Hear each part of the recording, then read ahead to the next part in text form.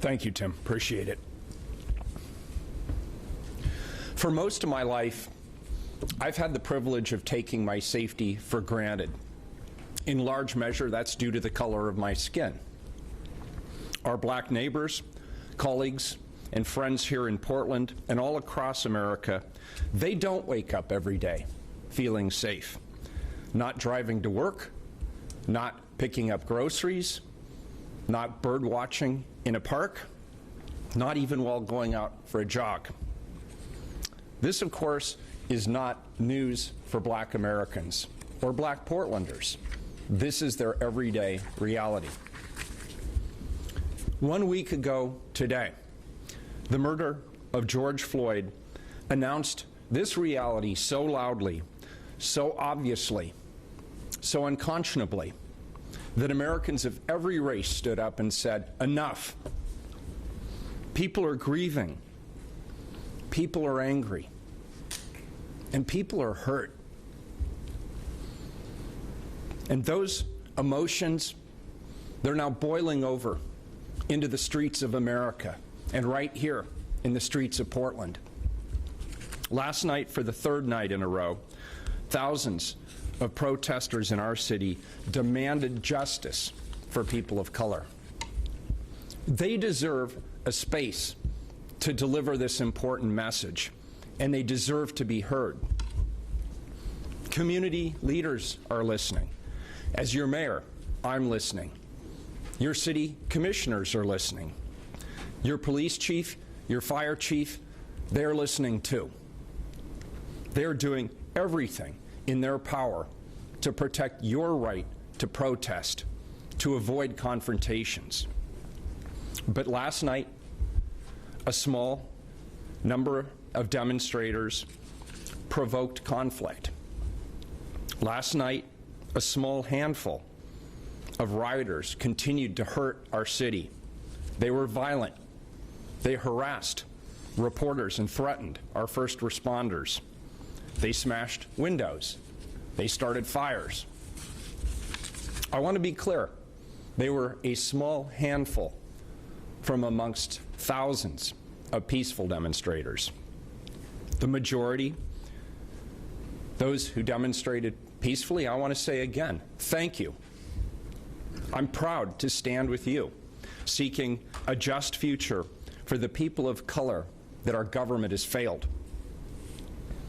And there were even a few moments yesterday that moved me and gave me hope about the future. Officers kneeling alongside demonstrators to show respect and solidarity. Our Chief of Police, Chief Resch, and Portland Police Bureau leadership meeting with the leaders of the demonstrations and working together to encourage a message of peace and nonviolence. As your mayor and as your police commissioner, as a father, and as the person responsible for the safety of everyone in this city, I do not believe that violence or destruction is the answer to healing the deep racial wounds harming Portland and America. In fact, quite the opposite. I implore you to take your justifiable anger and frustration and channel it into the hard work ahead. Lay bare the difficult truths that we must hear and own. Work alongside the phenomenal leaders in Portland's black community, whom I had the great honor of joining yesterday to talk about our mutual path forward. Help us find solutions to the inequities that have targeted people of color for far too long, because justice starts with us. We all have a role to play. If we pour energy into preventing tragic outcomes at protests every night, we are diverting energy from justice. As long as these demonstrations continue, I will stand in front of you every morning. I hope that I can always tell you, this morning, Portland is safe. But we cannot stop at limiting property damage or preventing injuries or deaths during protests. That type of safety, while important, is not enough. To achieve true safety, we must make this city safe for every person who lives, works, or visits here. We must reach a day when we can stand before you and say Portland is safe, and have that ring true for our Black community. I want to end with this. Yesterday, as I say, I had the privilege of standing with my friends and colleagues, Black leaders who shared their hopes, their wisdom, their pain, their beliefs in the path forward for America. As their friend and as the mayor of a hurting city, I promised to continue creating spaces for Black voices to be centered and elevated. And we're going to do exactly that. Our team is working as I speak on this, and whether it takes the form of town halls or community gatherings or something else, we're going to continue creating that space until we have lasting institutional reform and change in systems all across government. More to come soon on that point. Thank you.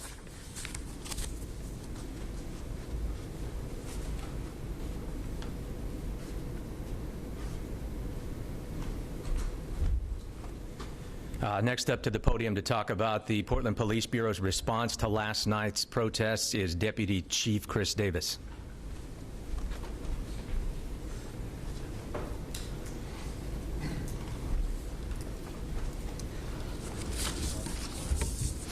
Well, good morning. I'm Deputy Chief Chris Davis with the Portland Police Bureau. Last night was the third night of large-scale protests that we saw in our city, and it was also the third night in which we saw acts of criminal activity and violence following those protests. Yesterday we saw people at their very worst, and we saw people at their very best. The day actually started off with a pretty remarkable moment between police officers and demonstrators, where after a conversation on a fairly tense moment on a line of officers and a group of demonstrators, the sergeants had a conversation with some people in the crowd, and everybody agreed that they would all take a knee together as a sign of community and a sign of solidarity. And that was a very deeply impactful moment. Later, as more people began to gather downtown, a separate large crowd began forming in Laurelhurst Park. This group eventually moved to the area around the former Southeast Precinct at 47th and Burnside. Thousands of people surrounded that building, and they remained peaceful.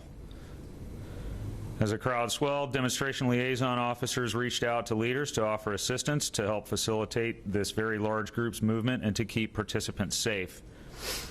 The crowd began to march towards downtown Portland, and we decided to allow this despite them being in the street due to the crowd's large size and the fact that the crowd was still peaceful in nature.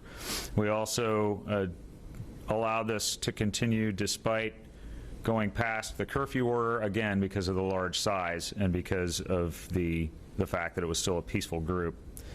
So we used some discretion in that decision. This crowd eventually came downtown and joined with another crowd that was already in front of the Justice Center. Our officers advised the crowd that they would set the tone for the evening. Our strategy last night was to make sure that whatever happened, that the Police Bureau was not the cause. And so we decided to give demonstrators space and give them the time to express themselves. At one point, we had demonstrators who got on the scaffolding surrounding the federal courthouse. There was a report of broken glass. There at one point was a report which we later determined not to be the case, that the building had been entered. And then we were able to de-escalate things for a while, but then shortly after that, protesters began throwing projectiles at police officers, and this escalated to the point where our officers had large industrial-grade mortar-type fireworks fired at them and a very large number of projectiles. We declared an unlawful assembly and eventually a civil disturbance, and demonstrators were told to leave. Following the dispersal, small groups continued to move around downtown and damage property, set fires, and throw projectiles at officers, and this went on for several hours. This morning, again, we come downtown to find the city marred by destruction and vandalism. but I am happy to report that we have experienced no major injuries last night.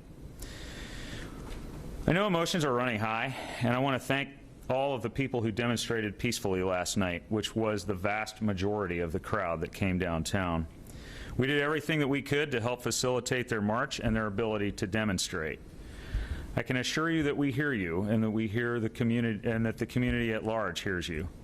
Last night, Chief Resch had the opportunity to meet with 3 people who came forward from the demonstration and asked to meet with her. They had a very productive meeting, and one of the things that they asked us to do was to message to the community that violence was not their intention. And they tried to help get people to leave because they could see, like we could, the direction that a small group in this crowd was trying to take it. We acknowledge the pain and the uncertainty of life that we're all living in right now during the pandemic and now recent events. And we acknowledge the pain in our communities of color that we have to just recognize that our profession over its history has a role in. We've worked very hard in this city and in our organization to change that, and we will continue to do so. And whatever protest events we have, whether they're peaceful or if we have situations that turn into violence, I want you to know, and Chief Resch wanted me to make sure everyone knows, that we remain committed to the change that we need to make. And as the Police Bureau, we remain committed to serving all Portlanders with the best possible public safety service we can. Once again, I'd like to thank all of our partners in public safety agencies, including police and fire and sheriff's agencies from around the state that came to help us. There's too many of them for me to name here today. And going forward, I continue to urge those of you who are demonstrating to do so peacefully. This is your home.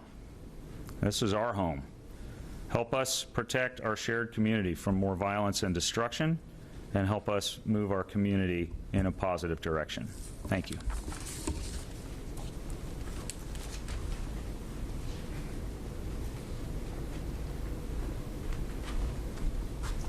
The next speaker is Multnomah County Sheriff Mike Reese. Mike.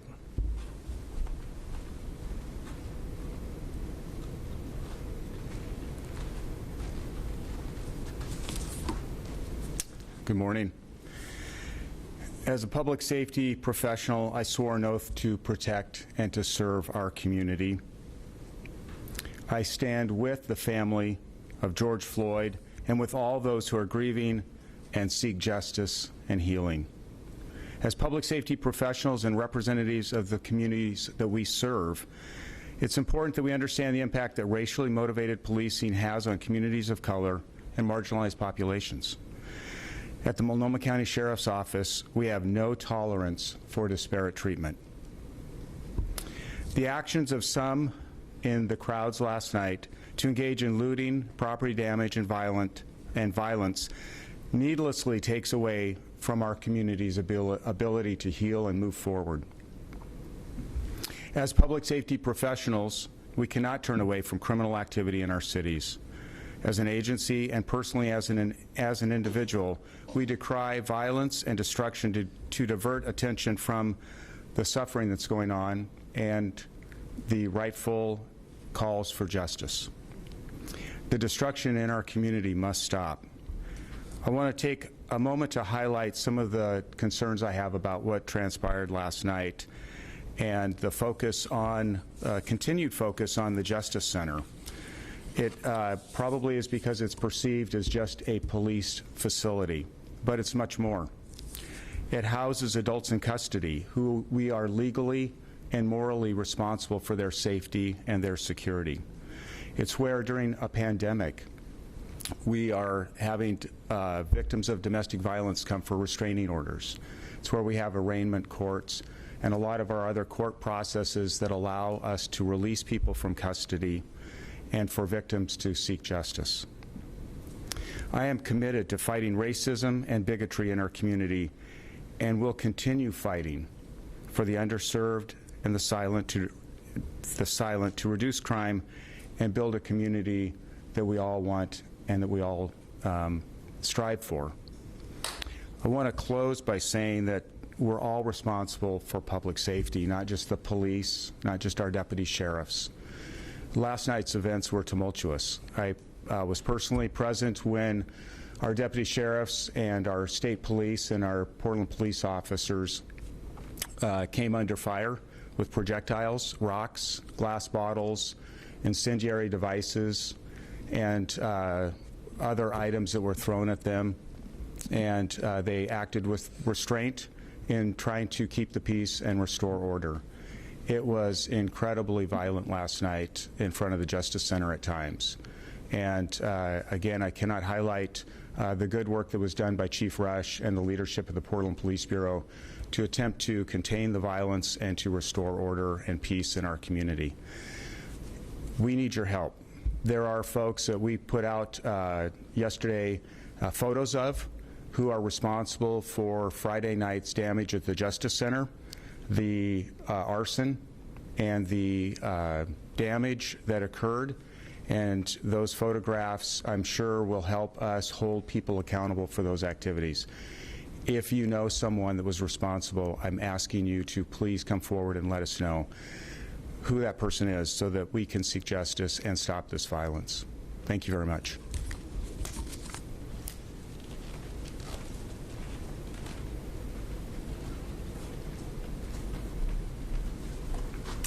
Thank you, Sheriff Reese. And our last speaker is Billy Williams, the U.S. Attorney for the District of Oregon.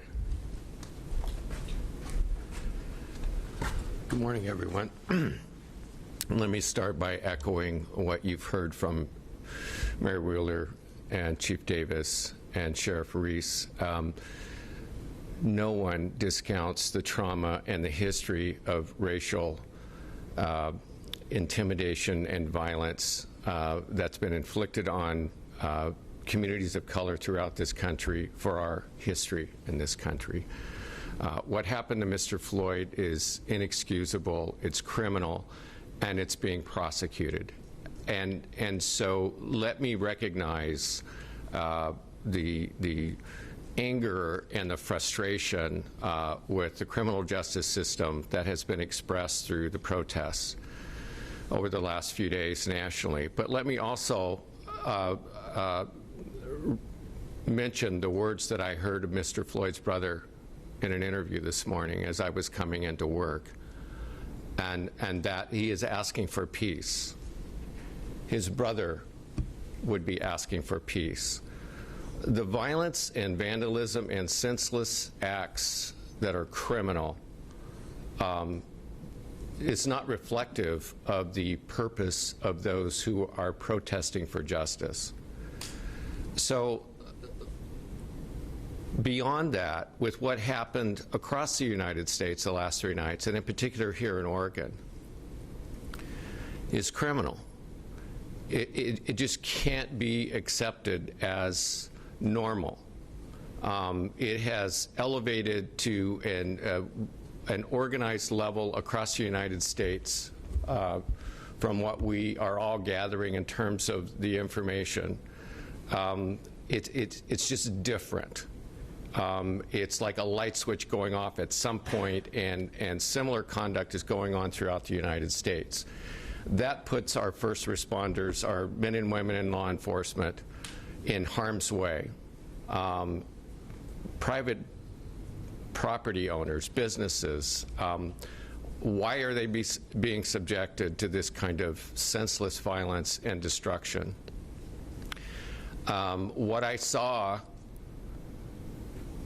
at the Justice Center and the Hatfield Courthouse this morning is sickening. This has to stop. And in order for that to happen in the city of Portland, we need help. We need more help in terms of resources for law enforcement. And I'm asking the governor of Oregon to activate the National Guard. Yesterday there was an allowance, as I understand it, of materials that can be used by law enforcement that was allowed, that's part of the materials resourced by the National Guard. But I'm asking for personnel assistance, for activation of National Guard to be ordered, as it has been in 22 other states as of this morning, and the District of Columbia. We need leadership. We need action now. This can't go on. So that's my ask this morning. Mayor Wheeler needs help. Chief Resch and Chief Davis need help. Sheriff Reese needs help. The men and women of law enforcement from multi-agencies around the metropolitan area and from the Oregon State Police. Everyone is doing their best, but we need bodies. We need more numbers to do something to stop this ridiculous violence. This just cannot keep up. So it's time to work with our community leaders, throughout the metropolitan area, throughout the state of Oregon, like we have done for years. We have wonderful partnerships. We have community engagement. We build bridges. This is burning them,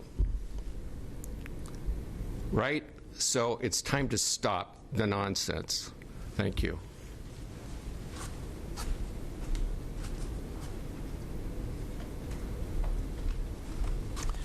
All right, thank you, Attorney Williams. We'll now open up the floor for questions, and what I want to ask is that once we bring our first candidate up here, if you have anyone that has any other questions for that speaker, to do that now, so we're not going back and forth with one at a time with different questions. So, first question from the floor, Marilyn. I'd just like to ask Mr. Williams or Mayor Wheeler if they don't think that activating the National Guard might just make things worse.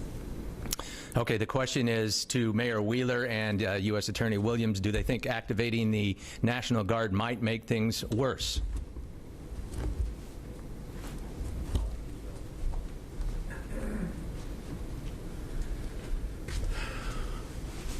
That's a good question. I think that's always an issue, a potential.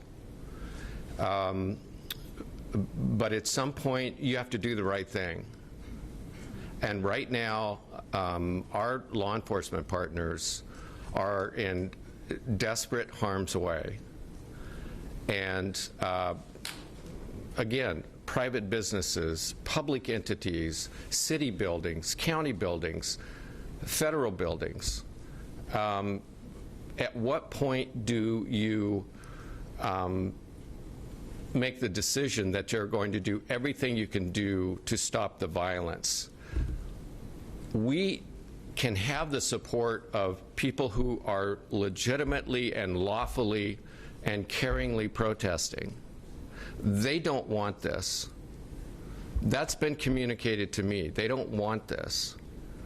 So is there a risk? I suppose, yeah, there's a risk every day in many things that we do, and sometimes you just have to accept it and act in a way that where you draw a line in the sand and you say you're going to do everything you can do to support law enforcement. That line's here. It's been crossed. It's time.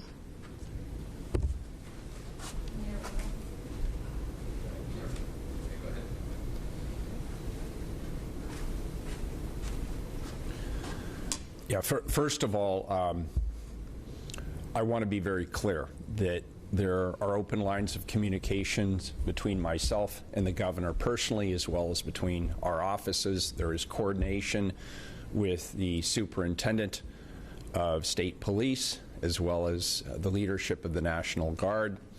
I spoke to the governor 3 or 4 times yesterday. I did make the request on all 3 of those occasions for support from the National Guard. The governor had alternative strategies that she suggested, including deploying more state police resources. We subsequently asked for additional tools that could be used in the field. That was agreed to by the governor and supported. Based on last night, however, I agree with what the U.S. Attorney has said, and I agree with what my colleagues in the Portland Police Bureau have just confirmed with me, which is we do need more resources, more people, more personnel. And I want to be very clear to those who may serve in the National Guard. I respect the difference of the mission of the National Guard versus local law enforcement, and I want to assure folks that if the National Guard is deployed in Portland, they will be deployed for the purpose of securing and protecting facilities. That in turn would free up our local law enforcement, who is trained in crowd management, to be deployed throughout the community and address issues related to activity in the community. So we would not be calling for a widespread deployment of the National Guard throughout the community. They might, for example, be posted at the Justice Center and given the task of standing there. They would also be supported by local law enforcement officials who are appropriately trained for the types of circumstances. I also want to say something that people don't necessarily think about. The National Guard are citizen soldiers. They're from the community. They live here. They raise their family. They have their families here. Their kids go to our schools. They have the same demeanor as other people who live in this community would. They're not coming from the outside. They are not people who do not know our community. They are not people who do not understand the sensitivity of the issue. So I just want to make that very clear as well.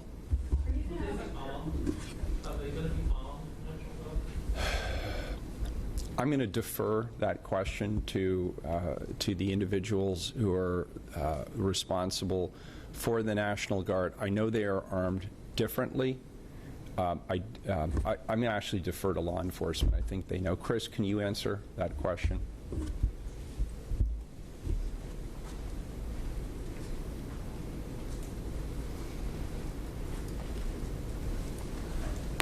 So that's a combination of a couple of things. What we would do with National Guard assets is we would give them the mission that we want done. The mission that we have in mind for them right now does not involve necessarily having lethal weapons. So what we're looking for, and without going too much into the tactics and planning for securing critical infrastructure, we would be looking for their assistance really with guarding critical infrastructure, which would involve some protective equipment. But I also am not in a position to tell the National Guard how to come accomplish the mission that I've asked them to do. We've been in conversation about that, but that will be a combination of whatever mission we ask of them and then their own prerogative in terms of equipment that they bring to accomplish that mission. But what we're not looking for is being out in the community doing crowd management and facilitation and, where necessary, crowd control operations. Chief, have you come to the conclusion that a lot of the problems are coming from people who don't live in Portland? Is that the case? It's a little too early to tell. We have made a large number of arrests, but that number of arrests is a small fraction of the people who've been involved in criminal activity. And one of the realities of living in a large metro area is that people come and go from cities where they don't live all the time. So it's much too early in the investigation to tell the distribution of where people are from who are engaged in criminal activity. Do you still support a curfew if you're not going to really enforce a curfew? We do support a curfew. As I said earlier, we've used discretion in the enforcement of that curfew because, for example, if we have a crowd of 3,000 people marching down the street, no law enforcement agency has the resources to arrest 3,000 people. It's the same discretion that we use in law enforcement all the time. And I have a question for Mr. Williams again. You mentioned that you had some kind of information about some of this looting and rioting being organized. Can you talk more about that? Good question. I'm not going to talk about the details that are involved in investigations, but I would also note this is common knowledge being discussed nationally. The 3 radio stations I listened to driving in this morning, everyone's talking about it. So in my mind, there's no question that there are organized efforts Identifying the sources of those is a process we're engaged in. It's going to happen, but this is different. Those aren't my words. Those are words coming from across the country. It's different here in Portland. What do you mean by that? Well, just in terms of at some point during each protest in individual cities, law enforcement has noticed a more organized effort as at some point during the evenings that protesters fan out and engage in the same kind of criminal conduct. People have been noticed, in effect, organizing those endeavors. And that's all I'm going to say about it. But have you seen that here in Portland? Yes.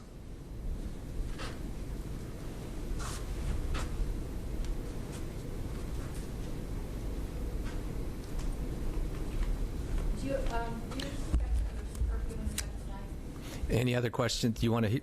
The question is, do we expect to put a curfew in tonight? I'll bring Mayor Wheeler up here.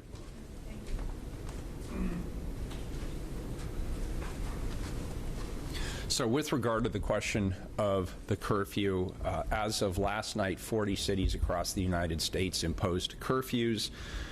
I want to be clear that I'm not stupid. I realize that when you impose a curfew, that does not necessarily, in and of itself, cause anybody to make the decision not to come and participate in a protest or a demonstration. I will even acknowledge that in some cases it might encourage some people to come. So why do this? Why actually extend the curfew? Two reasons. Number one, it sends a clear message to the broader community that in the middle of a large demonstration, that is not the time to come downtown and looky-loo. And we saw a lot of traffic coming into the city, in particular on Friday and Saturday nights. ODOT worked with us to close some of the on-ramps into the city of Portland last night to prevent some of that from people from the outside coming in. But we saw a lot of traffic right in the middle of the demonstration last night, including one very tense moment where, at least according to some of the demonstrators, they believed a pickup truck was attempting to drive through the crowd. I don't know factually if that is accurate. I don't know the details, but there are those kinds of potential flashpoints that we are trying to avoid. So number one, we're sending a broad message to the community that this is a tense situation. We really want people to stay away. And related to that, I want to remind people that we are still in a stay-at-home order as a result of the global pandemic that we should not lose sight of. We are still in the middle of a public health crisis. And so that is the related reason. And I would say one other reason is, as Deputy Chief Davis indicated, while the curfew itself may not dissuade people who are determined to participate from participating, it does give the police bureau added flexibility and added legal options in terms of helping to manage the demonstration should it turn violent. And so that, for that reason, we will be extending the curfew tonight. I know in a number of cities they've issued blanket orders to extend throughout the entire week.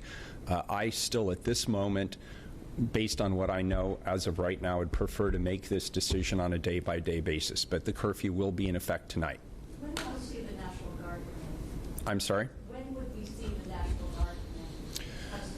Well, that would be a decision made by the head of the National Guard and the governor. Ultimately, the National Guard reports to the governor. Has she called them? Do you know? I don't know.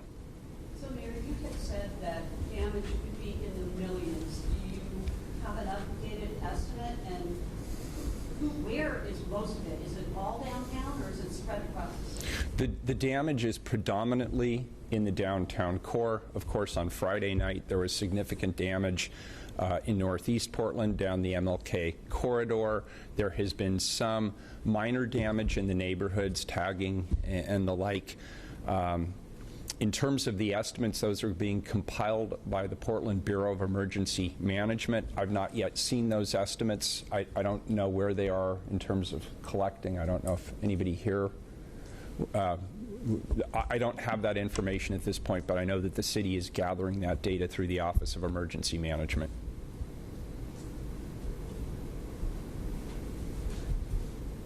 Thank you.